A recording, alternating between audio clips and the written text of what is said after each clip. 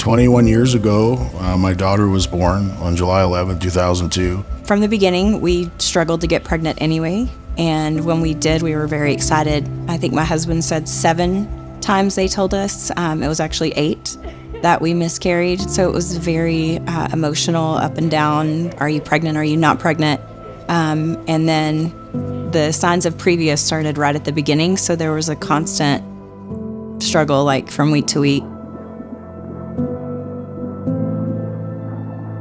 At the time, you had to rent a machine so I could hear the heartbeat anytime I didn't feel her moving. It was a very scary pregnancy.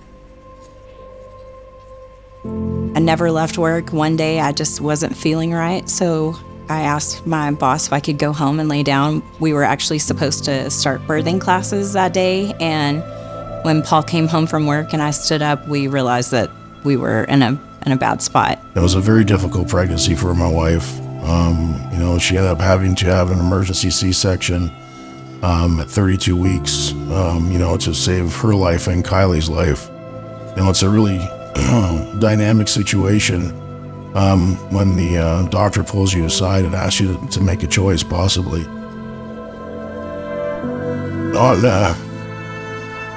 You know, who's supposed to stay?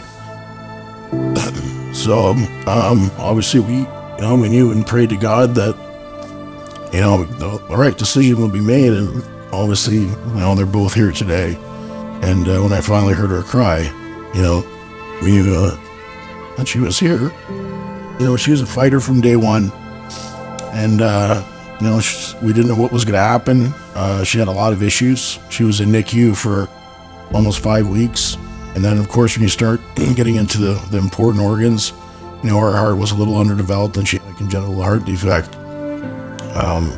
So when you hear that from the doctor, you know, it's, oh, well, we understand that, you know, the cardiology and pulmonary issue of your body is the most important thing to make you breathe and pump blood. So there was really kind of a lot of back and forth, and how bad was it? And then, of course, she had to wear a heart monitor over her first year of life, where her heart would stop almost 100 times a month, you know, and we had her in the bed between my wife and I, and I'd have her right under my arm so I could, you know, I'd almost wake up frantically, you know, to try and, you know, see that she was awake and breathing. And, you know, after a year of doing that, it's traumatic, you know. Some of the things that we had to learn, you know, as we took Kyleigh home from the hospital, and she had her heart band, her chest band on, that was obviously reading her heartbeats and arrhythmia. I went through a pediatric CPR class, and that was really, really eye-awakening. That alone right there really put in perspective just how small they are, how small their hearts are, but more importantly, how much the education to know how to help if we get into a situation that's traumatic. I honestly didn't know I was premature until I was like 10. But I wouldn't say it really like affected me too much. I would definitely say I was very fortunate. A lot of times if I work out too hard, I like cannot breathe at all. Like I have to my heart races a little bit too fast, and I kind of have to like mentally calm myself down, because sometimes I think it's mental, but then I'm like, it could be physical, I don't know.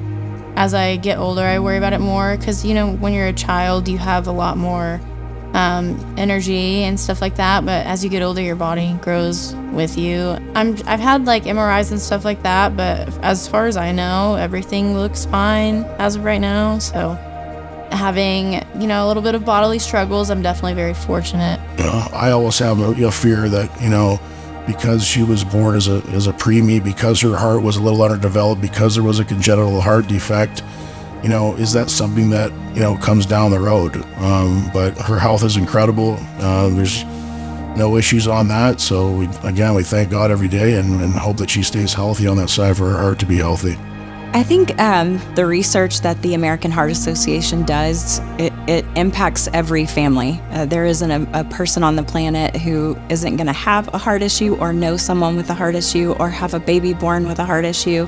I think that medicine is always changing, and so it's important that they continue to do that research so that everyone is offered the best quality care available.